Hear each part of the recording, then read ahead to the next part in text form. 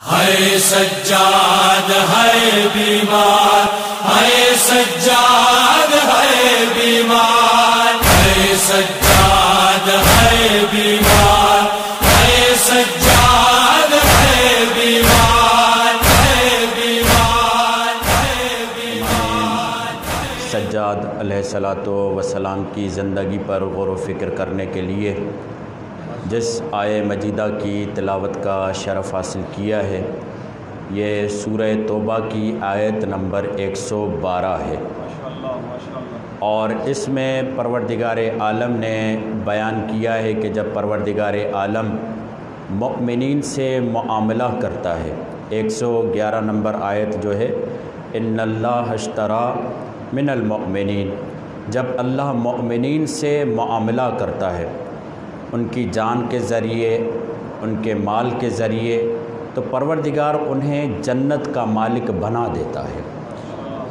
اور اس کے بعد وہ جنت کے مالک بنتے ہیں۔ ایسے ہی جنت کے مالک نہیں بنتے، بلکہ پروردگار علامتیں بتا رہا ہے کہ وہ جنت کے مالک یوں بنتے ہیں کہ وہ قتل ہوتے بھی ہیں، قتل کرتے بھی ہیں خدا کی راہ میں، اور جب یہ تمام چیزیں گزر جاتی ہیں پھر پروردگار عالم مزید ان مؤمنین کا تعارف کروا رہا ہے کہ یہ مومن کون ہے۔ یہ مومن التائبون العابدون الحامدون السائحون الراکعون الساجدون۔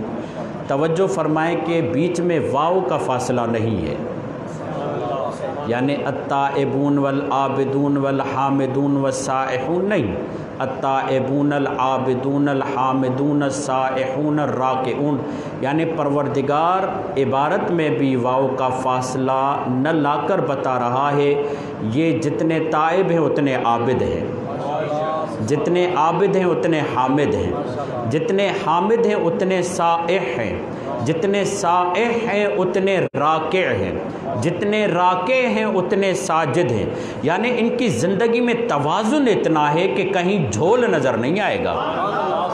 بر محمد و آل محمد بلند صلوات۔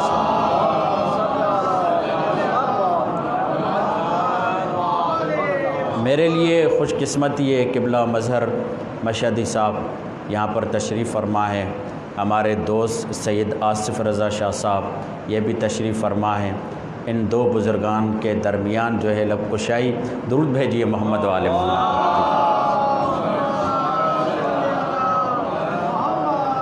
یعنی اوپر بھی بتایا جا رہا ہے کہ پروردگار جن مؤمنین سے معاملہ کرتا ہے ان مؤمنین کی زندگی میں نظم کتنا ہوتا ہے، ان مؤمنین کی زندگی میں ترتیب کتنی ہوتی ہے، ان مؤمنین کی زندگی میں حسن کتنا ہوتا ہے، کیونکہ حسن کی تعریف ہی یہی ہے جب توازن ہو تو حسن ہوتا ہے۔ حسن کی تعریف یہ ہے، اگر توازن نہ ہو تو وہ چیز حسین نہیں ہوتی۔ یہی وجہ ہے شہید مطہری اعلی اللہ مقامہ جب حسن کی تعریف کرتے ہیں، جہاں بھی آپ چلے جائیں حسن کی تعریف یہ ہے کہ جو کوئی چیز آپ دیکھ رہے ہیں ان کے اعضاء و ارکان میں توازن پایا جاتا ہو، تو جب اس توازن کے ساتھ اس کو دیکھیں گے تو وہ چیز حسین نظر آتی ہے۔ وہ مثال دیتے ہیں، کہتے ہیں کہ اگر یہ انسان، اگر اس کے ظاہری جثے کو دیکھیں آپ، اگر کسی کی ناک بڑھی ہوئی ہو اس کے چہرے سے، چہرہ چھوٹا ہو تو آپ کو بدصورت نظر آئے گا، کسی کا چہرہ یہ جو سر ہے وہ بہت بڑا ہو اور بدن نیچے چھوٹا ہو تو وہ عجیب لگے گا، کسی کے ہاتھ بہت بڑے ہوں، یہ بازو بہت بڑے ہوں اور ہاتھ چھوٹے ہوں تو عجیب لگے گا۔ یعنی پروردگار عالم نے یہ جو ظاہری وجود بنایا ہے، اور آپ تجربہ کر کے دیکھیں بعض لوگوں کے جو ہیئر کٹس ہوتے ہیں وہ انہی کے چہرے سے اچھے لگتے ہیں، بعض لوگوں کی آنکھیں انہی کے چہرے پر اچھی لگتی ہیں۔ یعنی حسن کی تعریف یہ ہے کہ جب تمام اعمال میں اور تمام ارکان میں اور تمام اعضاء میں توازن ہو، وہ وجود کے اعتبار سے جتنا جس کو جیسا ہونا چاہیے وہ ہو، جب ساتھ میں اسے دیکھیں تو وہ چیز حسین نظر آتی ہے۔ یہاں پر بتا رہے ہیں علامہ شہید مطہری کہ اگر ناک بڑھ جائے، منہ چھوٹا ہو جائے، بدن بڑھ جائے، ٹانگیں چھوٹی ہو جائیں، بازو بڑھ جائیں، وجود چھوٹا ہو جائے تو یہ وجود کارٹون نظر آتا ہے۔ ایسا ہی ہوتا ہے. یہ وجود کارٹون نظر آتا ہے, لوگ اس پر ہنستے ہیں, یعنی کہتے ہیں یہ وجود صحیح سالم وجود نہیں ہے. کہا جیسے ظاہری وجود میں حسن کے ذریعے حسن کے لیے ضروری ہے کہ سب میں توازن ہو, اسی طریقے سے معنوی وجود میں بھی حسن ضروری ہے. معنوی شخصیت میں بھی حسن ضروری ہے. وہ معنوی شخصیت میں حسن کیسے آتا ہے؟ کہ معنوی شخصیت میں حسن ایسے آتا ہے کہ تمام اعمال کی طرف برابری سے توجہ ہو تو یہ شخصیت حسین شخصیت نظر آتی ہے. درود بھیجیے محمد و آل محمد. یعنی یہ شخصیت حسین شخصیت نظر آتی ہے. بہت سارے معاشرے میں ہمارے ہاں ایسے لوگ نظر آتے ہیں کہ کچھ لوگ ایسے صرف نمازوں میں ہیں اور اعمال کی طرف آپ کو نظر نہیں آئیں گے. کچھ لوگ ایسے ہیں جو کار خیر میں آگے آگے نظر آتے ہیں, کہتے ہیں عبادت تو صرف انسانیت کی خدمت ہے. یہ کس نے کہا کہ عبادت صرف انسانیت کی خدمت ہے؟ یعنی بعض اوقات جملہ ایسا بنا دیتے انسانیت کی خدمت ہی عبادت ہے. انسانیت کی خدمت عبادت نہیں ہے, عبادت انسانیت کی خدمت ہے. اگر جس نے انسانیت کو محور بنایا تو یہ ہیومنزم ہے, یعنی مرکز خدا ہونا چاہیے یا انسان ہونا چاہیے. جب آپ اپنی زندگی کا مرکز خدا بنائیں گے تو پھر آپ کی زندگی میں دوئیت نہیں ہوگی, ثنویت نہیں ہوگی, دوغلا پن نہیں ہوگا. جہاں بھی جائیں گے آپ کے وجود میں وحدت ہی وحدت ہوگی. یعنی آپ کی زندگی ایک مرکز کے دائرے میں گھوم رہی ہوگی. یعنی مجھے اولاد کا خیال کرنا ہے تو خدا کے لیے, مجھے کام پہ جانا ہے تو خدا کے لیے, مجھے دوست سے دوستی نبھانی ہے تو خدا کے لیے, مجھے انسان کا پیٹ بھرنا ہے تو خدا کے لیے, لوگوں کو لے کر آنا ہے کھانے کی طرف تو خدا کے لیے. یعنی آپ کثرت سے وحدت کی طرف جا رہے ہیں, اور جہاں وحدت ہوتی ہے وہیں اطمینان ہوتا ہے. یہ جو وجود میں پریشانیاں ہوتی ہیں, یہ جو وجود میں اضطراب ہوتا ہے, یہ جو وجود میں ہیجان ہوتا ہے, یہ جو وجود میں ایک جنگ ہوتی ہے, یہ جنگ ہوتی ہی وہاں ہے جہاں پر سوچوں کی کثرت ہو. جہاں سوچوں کی کثرت ہو وہاں انسان اپنے وجود سے لڑا ہوتا ہے. پھر کبھی یہ اپنے وجود میں ہی اپنے آپ سے ہار مان لیتا ہے, یہ اجتماعی خودکشی کے لیے بھی آمادہ ہو جاتا ہے, انفرادی خودکشی کے لیے بھی آمادہ ہو جاتا ہے. مگر جس کا وجود ہی تابع ہو خدا کے وجود کے, پھر اس کا کوئی بھی کام کلیش کی صورت اختیار نہیں کرتا. مثلا کلیش کیسے ہوتا ہے؟ ماں باپ کے کام آؤں یا اولاد کے کام آؤں, دوستوں کے کام آؤں یا اپنی ذات کے کام آؤں. یہ میری اولاد, میرا گھر, میری ذات, میرا میرا میرا میرا سب یہ تقسیم ہوتا جاتا ہے. مگر جب یہ خدا کی طرف آتا ہے تو سارا کام مرکز بن جاتا ہے خدا کی طرف, اس کی پوری توجہ خدا کی طرف ہوتی ہے. کیونکہ یاد رکھیے اللہ نے انسان کو اپنا مظہر بنایا ہے. اگر یہ کثرت کی طرف جائے گا تو ٹوٹتا جائے گا, بکھرتا جائے گا. مگر یہی انسان جب وحدت کی طرف آئے گا تو اسی کی طرف اشارہ ہے. رسول خدا یہ جملہ فرماتے ہیں کہ قرآن مجید میں یہ آیت ہے نا کہ پروردگار عالم نے رسول خدا کے ذریعے یہ جملہ فرمایا. کیا جملہ فرمایا؟ کہ میں نماز جو پڑھتا ہوں اور نسکی و محیای و مماتی للہ رب العالمین, یہ جو ان صلاتی و نسکی و محیای و مماتی للہ رب العالمین, میں نماز پڑھتا ہوں تو اللہ کے لیے, قربانی کرتا ہوں تو اللہ کے لیے, جیتا ہوں تو اللہ کے لیے, مرتا ہوں تو اللہ کے لیے. یعنی یہ کثرت سے وحدت کی طرف جا رہا ہے, اور جس کے کاموں میں وحدت ہو وہیں حسن ہوتا ہے. صلوات پڑھیے محمد و آل محمد پر.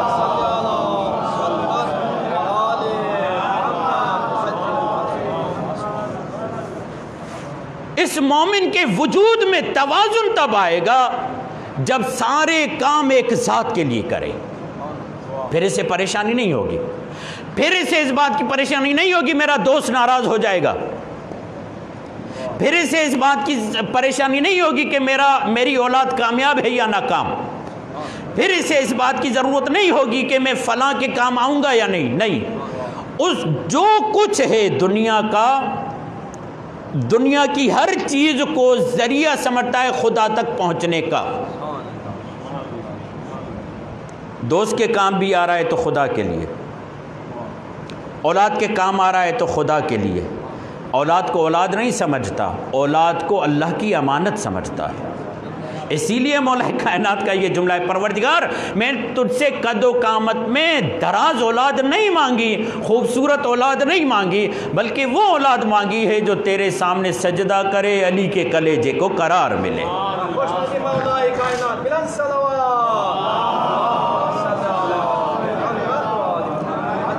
یعنی یہ پوری آیت اگر آپ اس میں جو 9 صفتیں ہیں، ان 9 صفتوں کو جب مجسم بنائیں تو سید سجاد کی زندگی نظر آتی ہے۔ سید سجاد کی زندگی میں جہاد بھی ہے، سید سجاد کی زندگی میں سجدہ بھی ہے، سید سجاد کی زندگی میں رکوع بھی ہے، سید سجاد کی زندگی میں شکر بھی ہے، سید سجاد کی زندگی میں عبادت بھی ہے، سید سجاد کی زندگی میں خدا سے رجوع کرنا بھی ہے۔ یہ صرف انفرادی چیزیں نہیں، بلکہ الامرون بالمعروف وناہون عن المنکر، بلکہ اوروں کو خدا کی طرف بلانے کا جذبہ بھی ہے، اوروں کو خدا کی طرف بلانے کا جذبہ اور شیطان سے روکنے کا بھی جذبہ ہے۔ نہ صرف اتنا، والحافظون لحدود اللہ، اور جب اللہ کے حدود کو پامال کرنے کی کوشش کی جاتی ہے تو یہ سید سجاد اپنے وجود سے اللہ کے حدود کی حفاظت کرتا ہے۔ یہی سید سجاد ہے، تمام لوگوں کو بلا کر کہتا ہے بھلی قید و بند ہو، مگر اگر حسن دیکھنا چاہتے ہو تو دیکھو، یہ سید الساجدین بھی ہے، یہ زین العابدین بھی ہے۔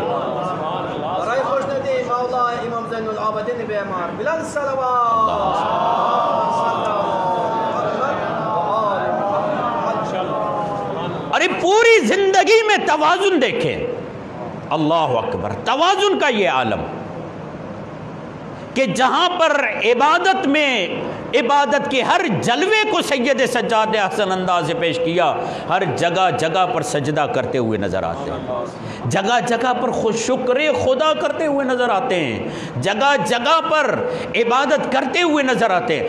تابع اسے نہیں کہتے جو جا کر پلٹ کر آئے، تابع اسے کہتے ہیں جو ہر وقت اپنے خدا سے رابطے میں رہے۔ تائب، معاف کیجئے گا، تائب اسے کہتے ہیں جو ہر وقت خدا سے رابطے میں رہے۔ تائب وہ نہیں ہے جو راستہ بھول جائے، تائب وہ ہے جو اپنے راستے کو بھولنے نہ پائے، وہ تائب ہے۔ سید سجاد کی زندگی میں یہ معنوی حسن ہمیں نظر آتا ہے، اور یہی وجہ ہے کہ ائمہ علیہ السلام ہمیں بتاتے ہیں کہ اگر تم اپنی زندگیوں کو حسین بنانا چاہتے ہو، حسین یعنی اطمینان حاصل کرنا چاہتے ہو، اگر اپنی زندگی کو پرسکون بنانا چاہتے ہو تو ہر عمل میں توازن کے ساتھ بڑھو۔ اس کی ایک مثال دیکھیں، اگر ایک طالب علم اسکول جاتا ہے اور 10 سبجیکٹ پڑھتا ہے، 9 سبجیکٹ پڑھتا ہے، اس میں سے وہ 8 میں تو 100 نمبر لے کر آتا ہے، ایک میں فیل ہو جاتا ہے، آپ کیا کہیں گے؟ فیل کہیں گے نا، یعنی ضروری یہ کہ یہ ہر سبجیکٹ میں پاس ہو۔ قرآن، اہل بیت بھی یہ چاہتے ہیں، ائمہ معصومین علیہ السلام کی زندگی بھی یہ چاہتی ہے کہ یہ جو انسان ہے اسلام پر ایسے عمل کرے کہ یہ اچھا عبد بھی ہو، اچھا باپ بھی ہو، اچھا بھائی بھی ہو، اچھا شوہر بھی ہو، اچھا دوست بھی ہو، اچھا ساتھی بھی ہو، اچھا رفیق بھی ہو، اچھا انیس بھی ہو، اچھا ندیم بھی ہو۔ یعنی یہ تمام کوالٹیز اس میں ہونی چاہیے۔ ایسا نہیں ہے کہ صرف مسجد میں پڑھا رہے اور باہر کے کاموں سے غافل رہے، ایسا نہیں ہے صرف باہر کے کاموں میں رہے اور مسجد سے غافل رہے، توازن کے ساتھ۔ یہی میں نے جملہ کل بتایا، توازن اتنا ہے کہ فرض نماز کے بعد اگر رسول خدا کو کوئی مسجد میں نظر آ جاتا تو رسول خدا یہ کہتے فارغ ہو کے یہاں بیٹھے ہوئے ہو، جاؤ اپنا کام کرو۔ توازن اتنا، حسن اتنا کہ ہر چیز کو وقت دینا ہے، اولاد کو بھی وقت دینا ہے، دوستوں کو بھی وقت دینا ہے، گھر کو بھی وقت دینا ہے، تجارت کو بھی وقت دینا ہے، کاروبار کو بھی وقت دینا ہے، خدا کو بھی وقت دینا ہے، بلکہ یہ سارا وقت ہے ہی خدا کے لیے۔ کیسے خدا کے لیے؟ جب تمام کاموں میں نیت خدا کی قربت ہو۔ پھر یہ جب تمام کاموں میں خدا کی قربت کی نیت کرتا ہے، اب اس کی زندگی میں کوئی پریشانی نہیں رہتی، یکسوئی آ جاتی ہے، وحدت آ جاتی ہے، حسن آ جاتا ہے، اب یہ ہر جگہ پر نظر آتا ہے، اب یہ اس معنی کا مصداق بن جاتا ہے۔ مولا تقویٰ کسے کہتے ہیں؟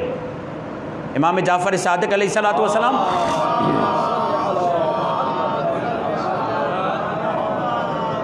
امام جعفر صادق علیہ السلام کا فرمان، مولا تقویٰ کسے کہتے ہیں؟ کہا تقویٰ کا عالم یہ ہے جہاں خدا تمہیں دیکھنا چاہتا ہے وہاں پر نظر آؤ، اور جہاں سے تمہیں غائب دیکھنا چاہتا ہے وہاں پر نظر نہ آؤ، اسے تقویٰ کہتے ہیں۔ یعنی جس وقت خدا جہاں دیکھنا چاہتا ہے وہاں پر میں نظر آؤں۔ اسی لیے وَتَزَوَّدُوا فَإِنَّ خَيْرَ زَادِ التَّقْوَىٰ وَاتَّقُونِ يَا أُولِي الْأَلْبَابِ، زاد راہ جمع کرو، اور بہترین زاد راہ کیا ہے؟ تقویٰ ہے۔ اور یہ تقویٰ کیا ہے؟ ہمارے تصور میں یہ ہے مصلی پر کھڑے ہونے کا نام تقویٰ ہے۔ کل بھی میں نے بتایا کہ مسجد میں بیٹھے ہوئے لوگوں کو مولا نے کہا کہ ان سے تو گلی کے کتے بہتر ہیں۔ مولا آپ امیر المومنین، آپ امام المتقین، آپ پوری شب نماز پڑھنے والے، یہ وہ بندہ نہیں کہہ رہا جس کو نماز سے شغف نہیں ہے، جس نے نماز سے کچھ حاصل نہیں کیا۔ علی کا ما حصل نماز ہے، علی مولا کا ما حصل نماز ہے۔ جب امام زین العابدین کو کہا جاتا ہے کہ آپ بہت زیادہ سجدے کرتے ہیں، تو حوالے کے طور پر جب امام حوالہ دیتے ہیں تو مولا علی کا حوالہ دیتے ہیں، کہتے ہیں میں نے کیا سجدے کیے ہیں جو میرے جد علی نے سجدے کیے ہیں۔ گریہ فرماتے، اور ایسے نہیں گریہ، جب امام محمد باقر علیہ السلام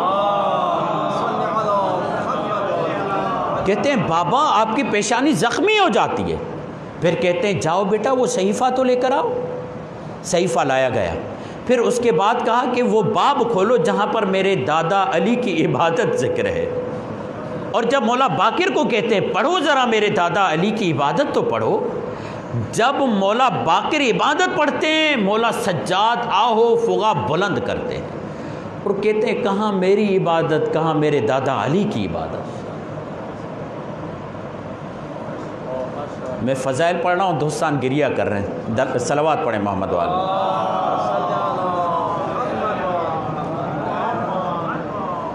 کیا ہے؟ عبادت کا یہ عالم ہے، سجدوں کا یہ عالم ہے، رکوع کا یہ عالم ہے، ان سے بڑھ کر کون رکوع کر کے بتائے گا؟ مولا سجاد کی زندگی میں یہ پورا توازن آپ کو نظر آئے گا، حسن و جمال کے ساتھ۔ جب کمال جمع ہو جاتا ہے تو وہیں سے جمال شروع ہوتا ہے جی، جب صفتیں جمع ہو جاتی ہیں پھر جمال شروع ہوتا ہے، تب لوگ ان کے حسن کو دیکھ کر مدہوش ہو جاتے ہیں، پھر لوگ ان کے حسن کو دیکھ کر ان کے گرویدہ ہو جاتے ہیں۔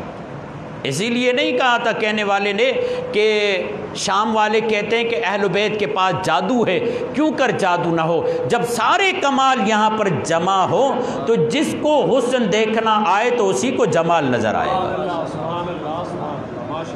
پھر ان کے اخلاق کے گرویدہ ہو جاتے ہیں، ان کے اخلاق کے شیدائی ہو جاتے ہیں، ان کے اخلاق کے عاشق ہو جاتے ہیں۔ رات کی تاریکی دیکھیں مولا سجاد کا انداز، مولا سجاد جسے ہم زین العابدین کہتے ہیں، مولا سجاد جسے ہم سید الساجدین کہتے ہیں۔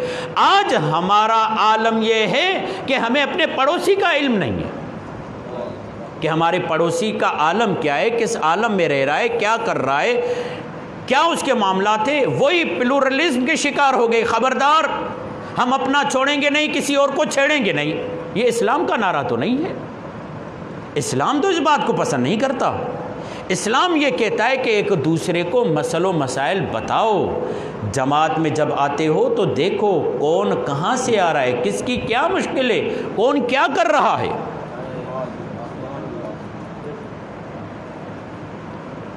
رات کی تاریکی،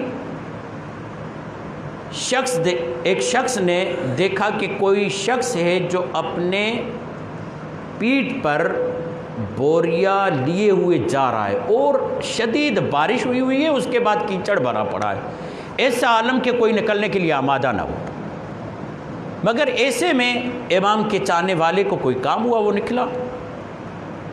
تو جب نکلا تو دیکھا کہ وہ جو بوریا اٹھائے ہوئے تھے اس کا بوریا گر گیا اور کچھ جمع کر رہے ہیں۔ جب قریب آئے تو دیکھا کوئی اور نہیں، امام سجاد کی ذات ہے، امام سجاد کی ذات ہے۔ کہا ارے مولا اس وقت ایسے عالم میں کہاں جا رہے ہیں؟ کہا میں یہ زیادہ سفر ہے، سفر پہ جا رہا ہوں۔ وہ سامان اندھیرا تھا، معلوم نہیں ہوا، سامان جمع کیا اور چلے گئے مولا کے صحابی۔ کافی دن ہوئے وہ مولا کا صحابی مولا کے پاس نہیں آیا تھا۔ جب کافی دن ہوئے، یا مولا نے پیغام پہنچایا یا خود ہی آ گیا؟ جب آیا تو مولا نے پوچھا اتنے دن کہاں تھے؟ کہا مولا اس دن آپ سے رات میں ملاقات ہوئی، آپ نے کہا یہ زیادہ سفر ہے، میں سمجھا آپ سفر پہ گئے ہوئے ہیں۔ کہا میں تو سفر میں نہیں گیا ہوا تھا۔ کہا مولا پھر آپ نے کہا تھا یہ زیادہ سفر ہے۔ کہا یہ کھانا تھا جو میں بیواؤں اور یتیموں تک پہنچا رہا تھا، اور اس سے بڑھ کر زیادہ سفر کیا ہو؟ پھر امام نے یہ آیت تلاوت کی، وَتَزَوَّدُوا فَإِنَّ خَيْرَ زَادِ التَّقْوَى وَاتَّقُونِ يَا أُولِي الْأَلْبَابِ، زیادہ سفر جمع کرو۔ لوگوں نے یہ سمجھا شاید تقوی مسلح پر رہنے کا نام ہے۔ امام نے آیت تلاوت کر کے بتایا عملاً بھوکوں تک روٹی پہنچانے کا نام بھی تقوی ہے، حاجت مندوں کی حاجت کو پورا کرنا بھی تقوی ہے۔ کہا یہ آخرت کا سفر تھا، دنیا کا سفر نہیں۔ درود بھیجیے محمد والے۔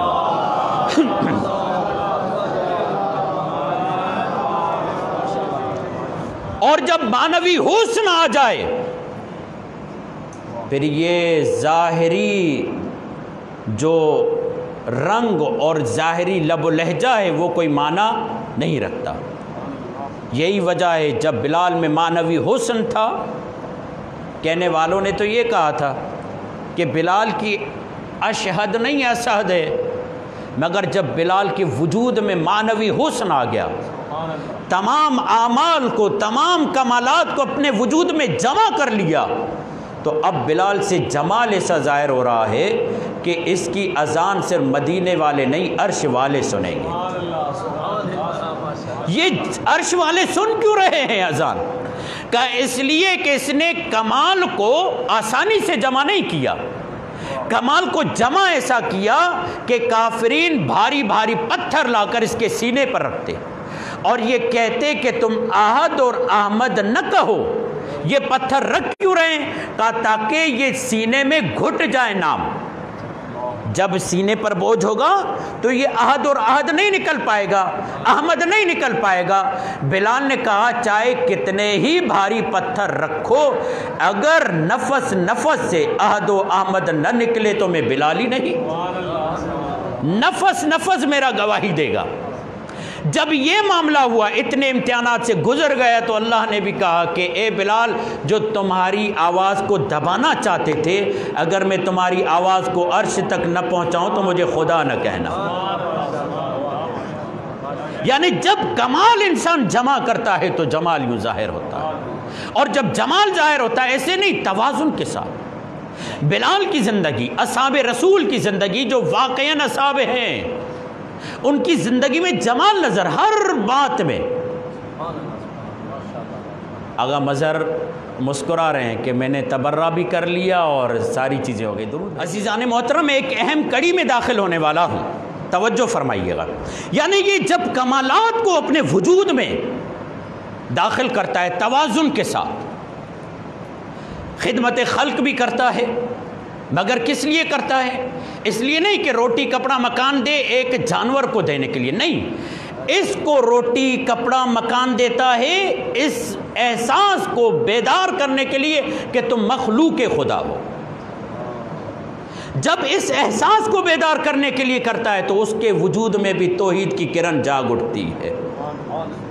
کیونکہ ائمہ علیہ السلام کی زندگی کا لمحہ لمحہ ہدایت ہے۔ یہ آپ کے سامنے واقعہ موجود ہے ابراہیم خلیل اللہ کا۔ جب حضرت ابراہیم خلیل اللہ کا معاملہ یہ تھا کہ وہ بغیر کسی ساتھی کے کھانا نہیں کھاتے تھے، جاتے آواز لگاتے کوئی ہے مہمان وغیرہ تو لے کر آئے، ایک دفعہ ایک آدمی کو لے کر آئے اور جب دسترخوان پہ بیٹھے تو کہا بسم اللہ الرحمن الرحیم، بسم اللہ کیجیے اور کھانا کھائیے۔ کہا کون سا اللہ، میں تو کسی اللہ کو نہیں جانتا۔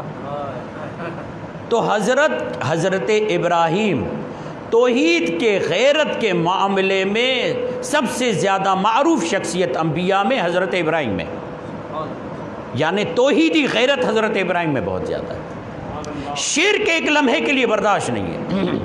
کہا پھر تو میں معذرت خواہ ہوں کہ تمہیں میں اپنے دسترخوان پہ بٹھاؤں، کیونکہ میں تو دسترخوان پہ اس کو بٹھاؤں گا جو اللہ کا ماننے والا ہو۔ کہا ٹھیک ہے، وہ چلا گیا۔ جبرائیل آیا، ابراہیم جلدی جاؤ اس کو بلا کر لاؤ۔ کہا ابراہیم تم نے حق ادا کیا، تم اللہ کو مانتے ہو، تم خدا کو ماننے والے ہو، تمہارے حدود الگ ہیں، رب کے حدود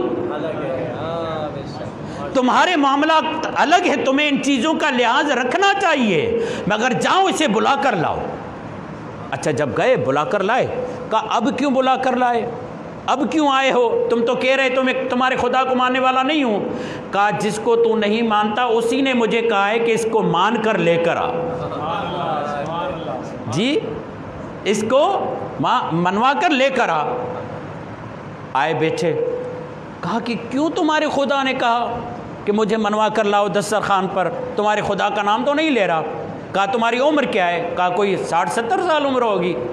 کہا میرے خدا نے مجھے کہا ہے آج تک یہ بغیر میرے نام کے کھاتا رہا ہے، میں نے کبھی اسے حساب کیا ہی نہیں، کیونکہ میں نے اپنے اوپر ربوبیت کو لازم قرار دیا ہے، اس لیے تم میرے خلیل ہو اور یہ مجھے اچھا نہیں لگتا میرے خلیل کے دسترخوان سے آج محروم چلا جائے، اس سے لوٹا کر آؤ، منوا کر لاؤ، تمہارے دسترخوان سے کھا کر جائے۔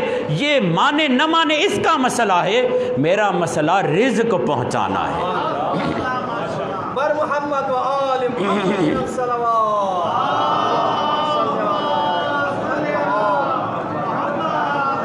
فوراً کہا لا الہ الا اللہ ابراہیم خلیل اللہ، میں ایمان لاتا ہوں اللہ پر اور حضرت ابراہیم کو قبول کرتا ہوں کہ وہ اللہ کے خلیل ہے۔ یعنی ایسا تو لقمہ دو جو فی الفور توحید کی طرف لے کر آئے، اپنے وجود میں ایسی تبدیلی لاؤ کہ کلمہ سن کر دوسرا آدمی اہل بیت کا کلمہ پڑھنے لگے۔ امام سجاد کے ساتھ یہی تو تھا، جب بازار میں جا رہے تھے تو کسی نے پوچھا کہ آپ کون ہیں اور تانا دیا اس نے۔ امام نے کہا کیا تو نے آیہ مودت کو نہیں پڑھا؟ کہا کون سی آیہ مودت؟ کہا قل لا اسألکم علیہ اجرا الا المودۃ فی القربہ۔ کہا ہاں پڑھا ہے۔ کہا تمہیں معلوم نہیں ہے وہ قربہ کون ہے؟ جو رسول کے قریب ہیں باعتبار حسب باعتبار نسب، قربا باعتبار حسب اور قریب باعتبار نسب، تمہیں معلوم ہے وہ کون ہے؟ کہا کون ہے؟ کہا وہ میں زین العابدین۔ پھر مولا نے طہارت والی آیت پڑھی، پھر مولا نے ولایت والی آیت پڑھی، پھر مولا نے اپنی فضیلت میں جو آیت نازل ہوتی رہی وہ پڑھتے رہے۔ مولا نے اسے ایسا بدل دیا کہ اب یہ مولا کا چاہنے والا ہو کر جا رہا ہے۔ درود بھیجیے محمد والے۔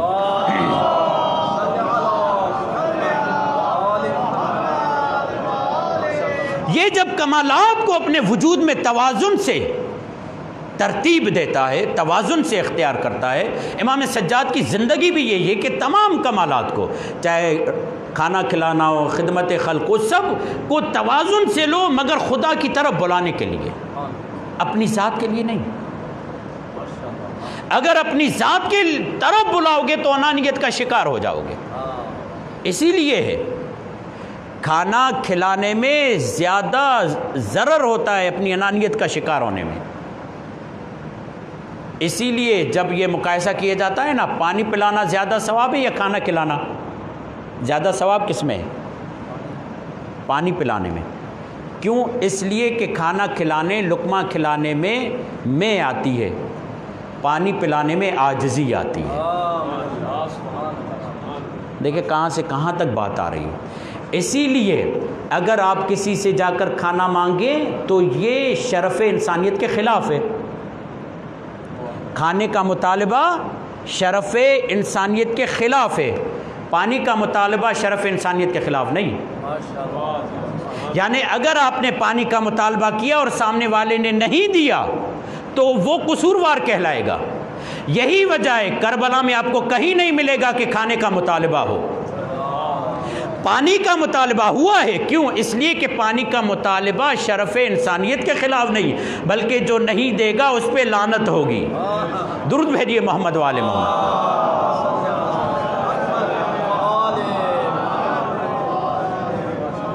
اے بلال، چونکہ تم نے اپنے اندر کمال کو جمع کیا ہے، اب چاہے کوئی کتنا ہی اعتراض کرتا رہے، آ کر کہنے لگے یا رسول اللہ یہ اذان صحیح نہیں دیتا، توتلی زبان ہے، اذان اس سے نہیں دلوائیں گے۔ اللہ نے کہا اگر اس سے اذان نہیں دلواؤ گے تو میرا حبیب نماز نہیں پڑھائے گا۔ رسول خدا نے نماز معطل کر دی حضرت بلال کی وجہ سے، اور اللہ نے پیغام پہنچایا تمہاری نظر میں یہ اشہد ہے، مجھ خدا تک یہ اشہد پہنچتا ہے۔ کیونکہ خدا کے ہاں معاملہ کیا ہے؟ نیتوں کا معاملہ ہے، جمال کا معاملہ ہے۔ اب یہاں پر ایک پیغام بھی ہے، چھوٹا سا پیغام ہے۔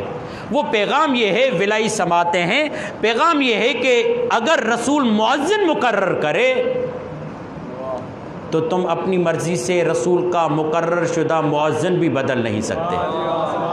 تم اپنی مرضی سے رسول کا مقرر شدہ مؤذن، یا رسول اللہ اتنا سخت اسٹینڈ اللہ کیوں لے رہا ہے کہ آپ کے لیے کہا کہ آپ نماز پڑھانا معطل کر دیں، بلال کو نہیں ہٹایا جائے گا؟ کہا قدرت اہتمام کر رہی ہے، خدا اہتمام کر رہا ہے۔ آج مؤذن کو ہٹانے کی بات کر رہے ہیں، تو میں نے بتانا چاہتا ہوں جو تمہارے ہاتھ سے مقرر ہو جائے امت اسے ہٹا نہیں سکتی۔ آج مؤذن کی بات ہے، کل خلیفہ کی بات ہوگی۔ درود بھیجیے محمد والے محمد۔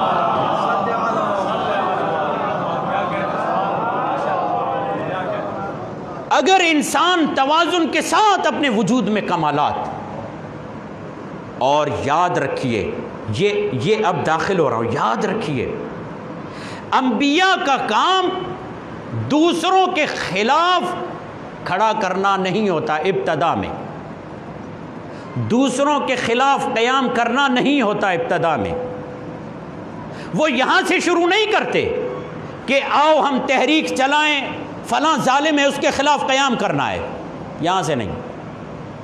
وہ شروع کرتے اپنے وجود کے خلاف قیام کروانے سے۔ وہ کہتے ہیں پہلے اپنے خلاف قیام کرو، اگر تم کامیاب ہو گئے اپنے خلاف قیام کرنے میں، اب اہل ہو کسی ظالم کے خلاف قیام کرنے کے لیے۔ یہی وجہ ہے، اور یہ یاد رکھیے۔ درود بھیجیے محمد والے محمد۔ میری بات پہنچ رہی ہے آپ حضرات تک؟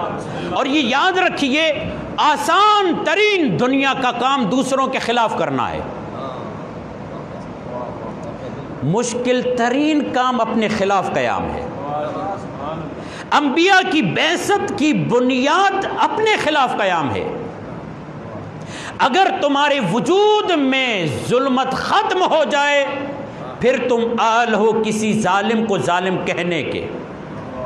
یہی تو حضرت ابراہیم نے کہا نا، جب اللہ نے کہا انی جاعلک للناس اماما، اے ابراہیم ہم تمہیں امام بنا رہے ہیں، قال ومن ذریتی، پروردگار میری ذریت کو، قال لا ینال عہدی الظالمین، یہ عہدہ ظالموں تک نہیں پہنچے گا۔ جس کے وجود میں ظلم ہو، امام یعنی جو ظالم کو للکارے، امام یعنی جو ظالم کے خلاف قیام کرے، امام یعنی جو ظالم کی آنکھوں میں آنکھیں ڈال کر بات کرے۔ کہا کوئی اور بات کر ہی نہیں سکتا جس کے وجود میں ظلم ہو، بات وہ کرے گا جس کا وجود اللہ کے نور سے منور ہو۔ بر محمد و آل محمد بلند صلوات۔ رسول خدا آئے کوئی بیواؤں کی تحریک نہیں چلائی، کوئی ظالموں کے خلاف تحریک نہیں چلائی تحریک اپنے خلاف قیام کرو، اپنے وجود کے خلاف قیام کرو، اپنی مرضیوں کے خلاف قیام کرو۔ یہ جو تم نے اپنے نفسوں کو الہ بنایا ہوا ہے، کیا تم نہیں دیکھ رہے ان لوگوں کو جنہوں نے اپنے خواہشوں کو الہ بنایا ہوا ہے، اپنی خواہشوں کی پرستش کرتے ہیں۔ یا ایھا الناس ان اخوف ما اخاف علیکم السنتان، وہ علی جو کسی بات سے نہیں ڈرتا، وہ علی یہ کہتا ہے میں تمہارے متعلق دو چیزوں سے ڈر رہا ہوں۔ یا ایھا الناس ان اخوف ما اخاف علیکم السنتان اتباع الہوی و طول العمل، یعنی خواہشات کی پیروی کرنا، آرزوؤں کا طولانی ہو جانا۔ مولا یہ خواہشات کی پیروی، اور یہ نہج البلاغہ میں ایک دفعہ نہیں کئی مرتبہ یہ کلمہ آیا ہے، رسول خدا سے بھی مروی ہے، اتباع الہوی و طول العمل۔ فاما اتباع الہوی فیصد عن الحق، جب تم خواہشات کی پیروی کرو گے تو علی جیسے امام سے محروم ہو جائے۔ میں نے حق کا ترجمہ علی کیا ہے، کیوں؟ اس لیے حق علی ہے، علی حق ہے۔ اور مزے کی بات، جب نابینا ہو جاؤ، جب بہرے ہو جاؤ، جب اندھے ہو جاؤ، حق سمجھ میں نہ آئے، تاریکی میں ہو، کچھ سمجھ میں نہیں آ رہا، معلوم کرو علی کدھر ہے۔ جہاں علی ہے، رسول کی یہ دعا ہے، پروردگار جدھر علی ہو ادھر حق کو موڑ دے۔ درود بھیجیے محمد و آل محمد،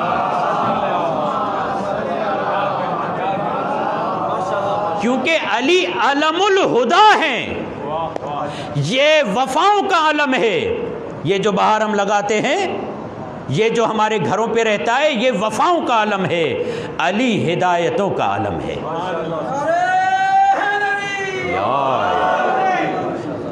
بر محمد و آل محمد بن صلوات۔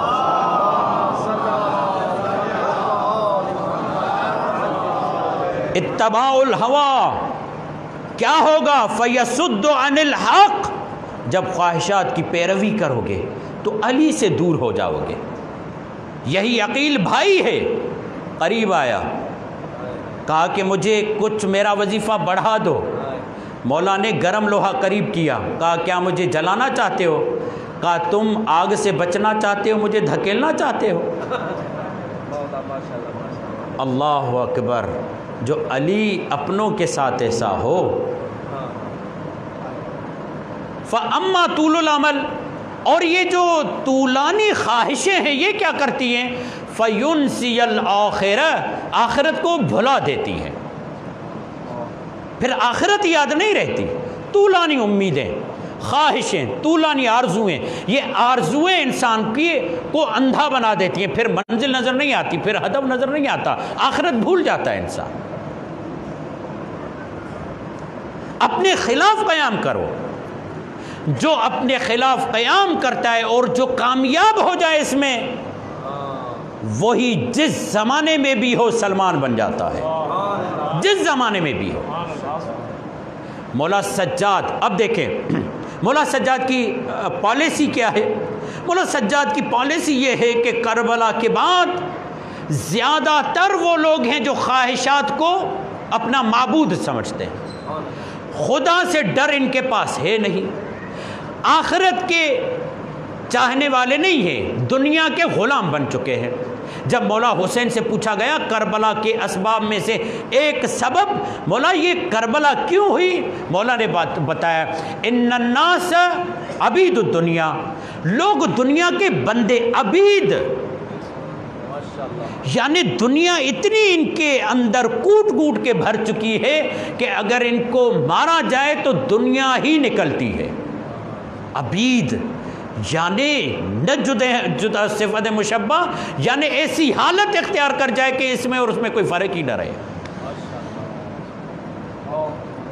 مولا نے بھی کتنا عجیب جملہ کہا، انا عبد من عبید محمد، وہاں بھی عبید آیا ہوا ہے، یعنی یہ دنیا کے عبید ہیں، علی محمد کا عبید ہے۔ درود بھیجیے محمد والے محمد۔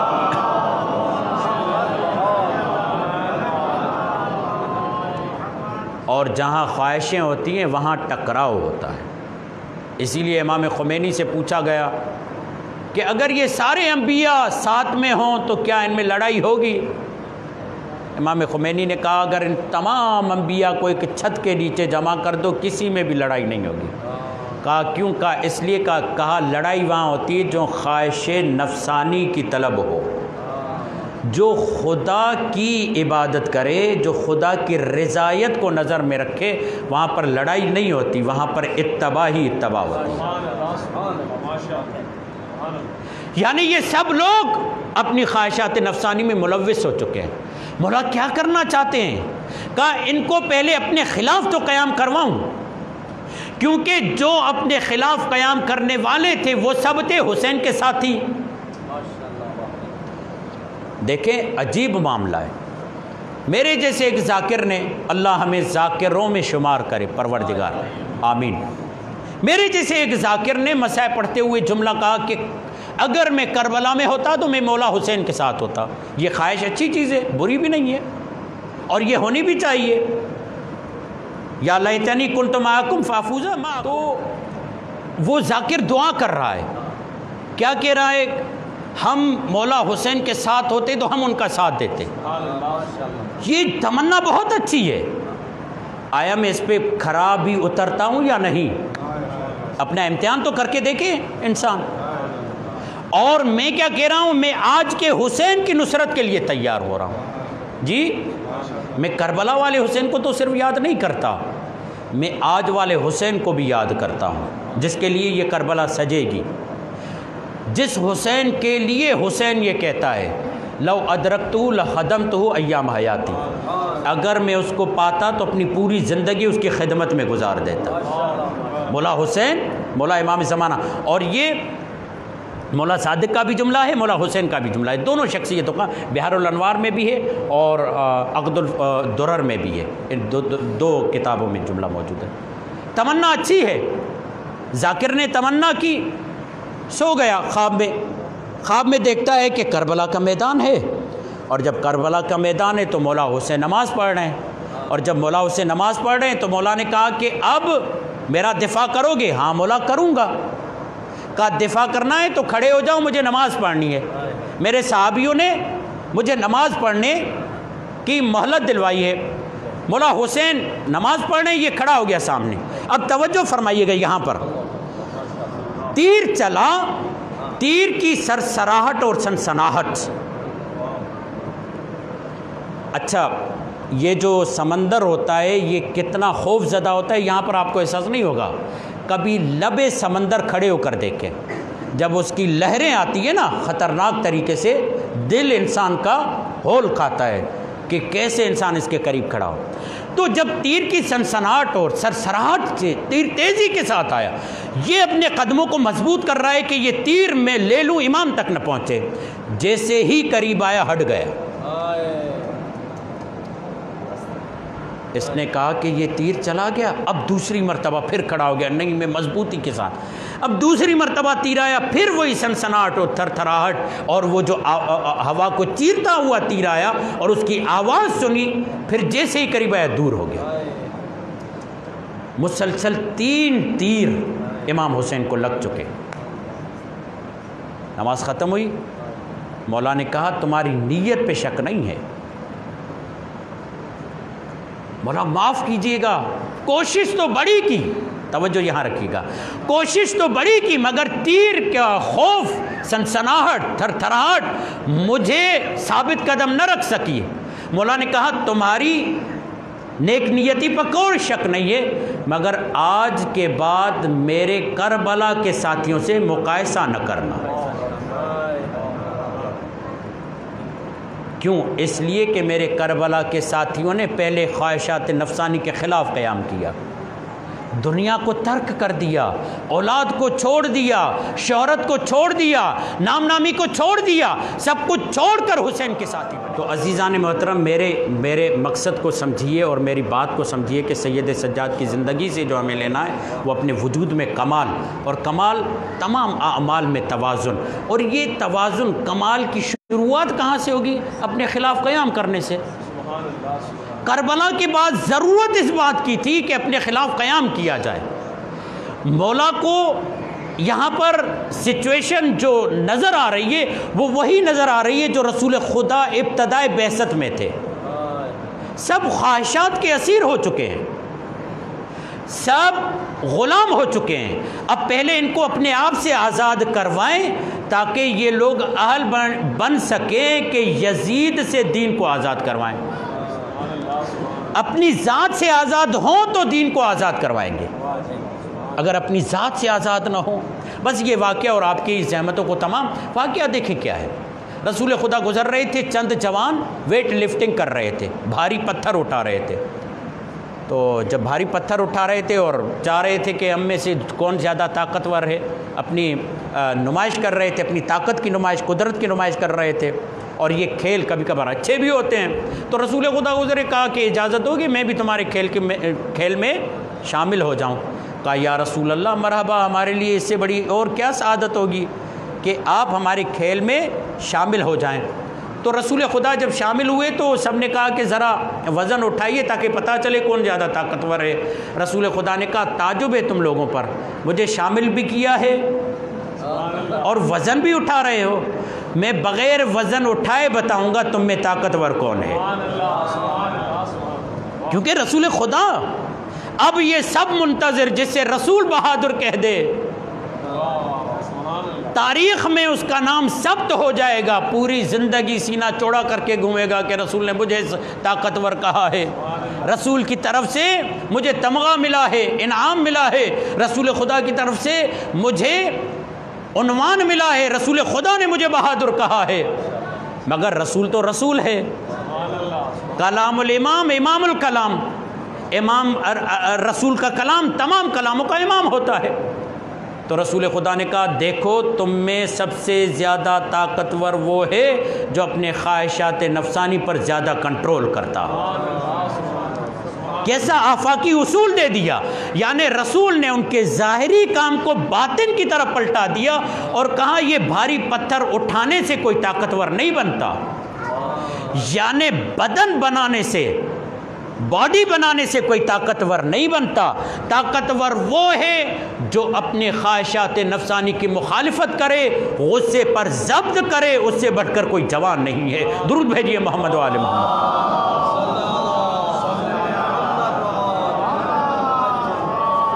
اب مولا سجاد سب کو یہ کہہ رہے. اب اس کا طریقہ کیا ہے میں نے کل بتایا آپ کو. مولا سجاد بیان دے نہیں سکتے، تقریر کر نہیں سکتے، علنی جو بھی بیان دیتے ہیں تو وہ حکومت کے خلاف ہو جاتا ہے. تو وہاں پر مولا کو جو اسٹریٹجی سمجھ میں آئی، بلکہ سمجھ میں میرے پاس الفاظ نہیں ہیں کہ ایسے لفظ استعمال کر رہا ہوں، امام کی شخصیت اس سے زیادہ کہیں ہے، وہ یہ ہے کہ دعا کے ذریعے لوگوں کو اپنے خلاف قیام کروائیں. کیونکہ دعا میں دو ہی طرف ہوتے ہیں، یا خدا ہوتا ہے یا بندہ ہوتا ہے. اللہ اکبر. یہ بندہ ہے جو خدا کے سامنے حاضر ہو رہا ہے اور بتا رہا ہے کہ پروردگار. اچھا آج کل میں نے کہا تھا کہ صحیفہ کاملہ، یہ مقدمہ تھا صحیفہ کاملہ تک پہنچنے کے لیے. صحیفہ کاملہ کو کاملہ کیوں کہا جاتا ہے؟ اس کی 4 وجوہات علماء کرام نے بتائی، جس میں سے ایک وجہ یہ ہے کہ مولا سجاد نے اس صحیفے میں ہر وہ نفسیاتی پہلو رکھا ہے جس کی انسان کو ضرورت ہے، یعنی ہر نفسیاتی پہلو. البتہ یہ میرے مطالعے میں نہیں آئی، کسی دوست سے، پڑھے لکھے دوست طالب علم سے یہ بات سنی. وہ کہہ رہے ہیں کہ ایک انگریز مجرم کی نفسیات پہ تحقیق کرنا چاہتا تھا. اس نے نہج البلاغہ کو 300 بار مطالعہ کیا، مجرم کی نفسیات 300 بار مطالعہ کر کے یہ کہتا ہے جتنے احسن انداز سے مجرم کی نفسیات صحیفہ سجادیہ میں ہے دنیا کی کسی کتاب میں موجود نہیں ہے. کیونکہ وہ کرمنالوجی سبجیکٹ میں تھا تو اس لیے وہ جرمیات پر تحقیق کر رہا تھا، ورنہ صحیفہ سجادیہ صرف دعا کی کتاب نہیں ہے. علماء کرام یہ فرماتے ہیں اوپر پوشش، کور، جلد نام دعا کا ہے، مگر کون سی ایسی معرفت کا رخ ہے جو صحیفہ سجادیہ میں نہیں ہے. میں نے آپ کو بتایا کل کہ 195 مرتبہ صرف درود آیا ہے، دو دعائیں ایسی ہیں جس میں امام نے 20 بار درود بھیجا ہے، پھر دو دعائیں اور ایسی ہیں جس میں 15 بار درود بھیجا ہے، یعنی یہ بار بار درود بھیجنا بتایا جا رہا ہے اگر خدا کے قریب ہونا ہے تو محمد و آل محمد کے ذریعے ہوگا۔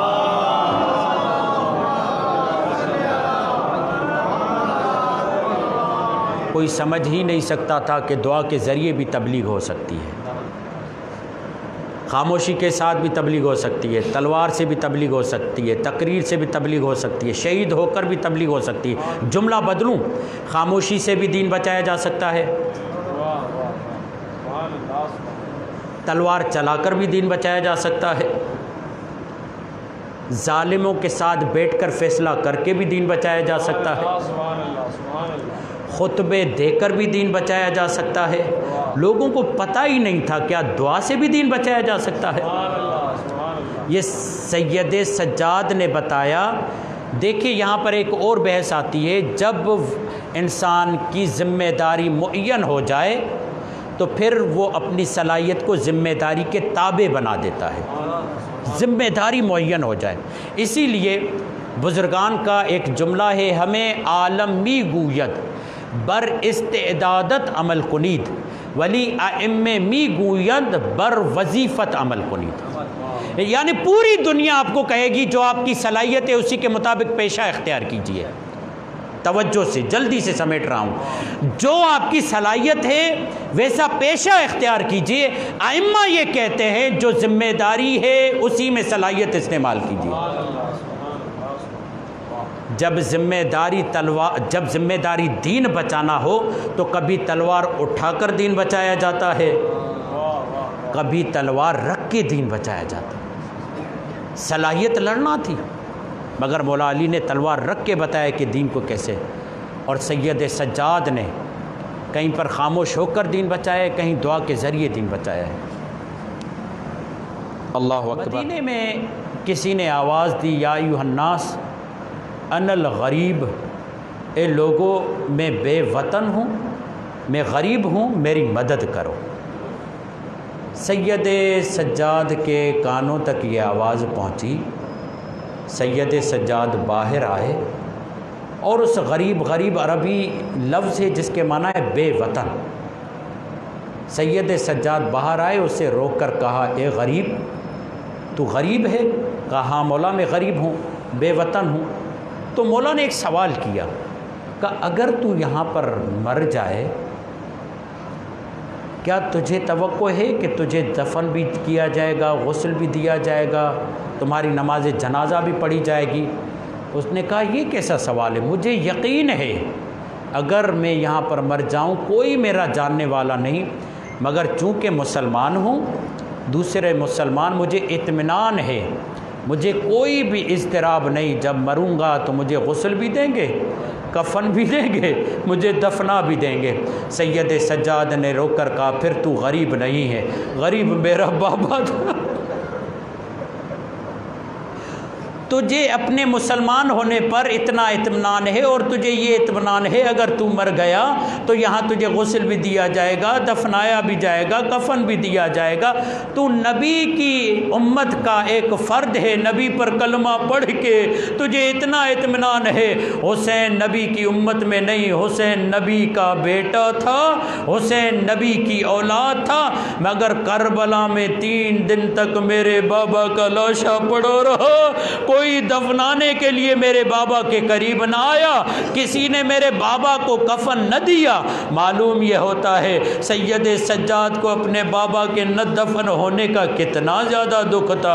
عزادارو، یہی وجہ ہے سید سجاد اگر کسی کسائی کو دیکھتے کہ اس کے ہاتھ میں چھری ہے اور جانور کو ذبح کرنا چاہتے ہیں، سید سجاد سوال کرتے، اے کسائی، جانور کو ذبح کر رہے ہو، کیسے ذبح کرو گے؟ پانی پلاؤ گے؟ کہا ہاں مولا پانی پلاؤں گا، پیاسا ذبح نہیں کروں گا۔ اچھا بتاؤ اولاد کے سامنے تو ذبح نہیں کرو گے، نسل کے سامنے تو ذبح نہیں کرو گے؟ کہا نہیں مولا یہ کیسے ہو سکتا ہے، جانور کے سامنے میں اور اس کی نسل کے سامنے اسے ذبح کروں۔ ایک مرتبہ پھر سید سجاد کربلا کا رخ کرتے اور کہتے السلام علیکہ یا ابا عبداللہ، بابا آپ کو 3 دن کا بھوکا پیاسا شہید کیا گیا، آپ کی بہن اور بچوں کے سامنے آپ کو ذبح کیا گیا، کسی ظالم کو خیال نہ آیا۔ آزادارو یہ درد لے کر سید سجاد تڑپتے رہے، خون کے آنسو روتے رہے۔ ایک ماہر نفسیات شخص ڈاکٹر مجھے کہتا ہے مولانا پہلے ہم سنتے تھے خون کے آنسو رونا ممکن نہیں ہے، مگر ہم نفسیات میں یہ پڑھتے ہیں کبھی ایسا وقت آتا ہے جس کی وجہ سے انسان خون کے آنسو رو سکتا ہے۔ کہا دو موقع ایسے آتے ہیں جب انسان کے فوراً بال سفید بھی ہو سکتے ہیں اور خون کے آنسو رو بھی سکتا ہے۔ کہا تاریخ میں 2 واقعات ایسے ہیں جو ہمیں رلانے کے لیے کافی ہیں۔ ایک بی بی زہرا کا دربار جا کر واپس آنا کہ بیٹی پہچان نہ سکی، دوسرا حسین کا اکبر کے لاشے پر آنا۔ حمید ابن مسلم یہ کہتا ہے پہلے حسین کی داڑھی سیاہ تھی، اکبر کے لاشے پر آیا داڑھی سفید ہو چکی تھی اور خون کے آنسو رونا۔ کہا سید سجاد کیسے نہ روئے؟ بس ایک سید سجاد کہتے ہیں الشام الشام الشام، مولا شام میں کیا ہوا؟ مولا کہتے ہیں شام میں 7 ظلم ہوئے جو کہیں بھی ظلم نہ ہوئے۔